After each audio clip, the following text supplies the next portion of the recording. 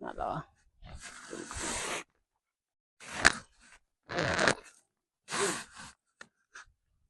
và group chỉ đẹp xua snack chân và ôn ở kia chụp môiខ្ញុំបានទៀតហើយប្រជើម TV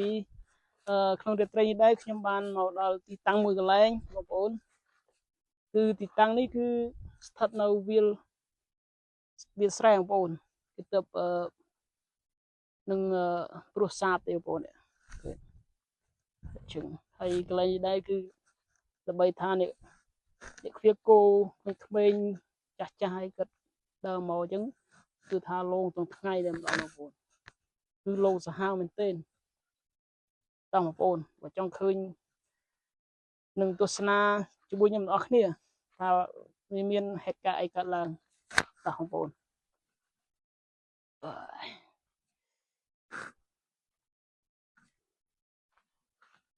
ស្អាតល្អណាស់ខ្ញុំកាន់ពួយដែរតាទាំងអស់គ្នាពូមកជាមួយខ្ញុំខ្លាចអត់ខ្លាចទេអត់ខ្លាចទេមកឃើញអីកុំរត់ចោលគ្នាមកតែរត់ចោលគ្នាចោលហើយមកទាំងអស់គ្នាលេងរត់ចោលគ្នាចាប់ហើយសលីឆ្កែលូដល់កបងប្អូន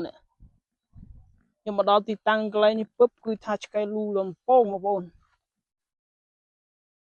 អានេះឆ្កែព្រុសមុនពីមុនមកស្ទុះមិញគឺឆ្កែលូបងប្អូននេះគេដាក់ឆ្លោះដល់ឆ្លោះឆ្ងាយដែរ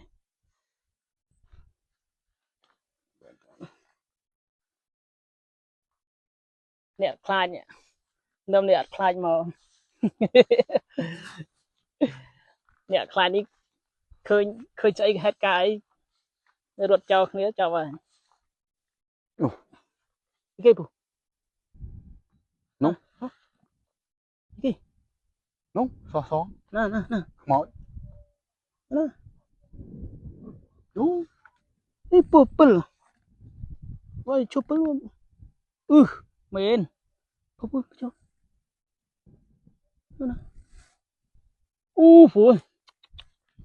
យាយផុតពីបត់នោះមែនបានទេខ្លាចអត់មួយចិត្តតោះកុំខ្លាចខ្ញុំមកលើកនេះអត់ខ្លាចទេបងប្អូនតាំងចិត្តថាខ្លាចទៅដែរតែសាមមុនគឺខ្ញុំញើតតែមកនេះជាមួយអ្នកខ្លាចអត់ខ្លាចដែរគឺដល់កពូស្លឹងបងអើយពូអត់មានក្បាលនោះអត់មានក្បាលទេអូយហេបោះពិតព្រឺស្បល់មកនេះព្រឺខ្ញាប់ដល់នេះអូយអត់តណាទេនេះដូរមក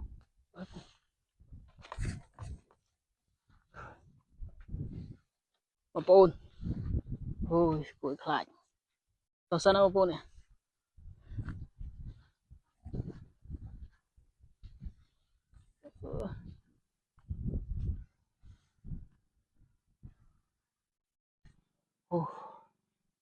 តូគេបងប្អូន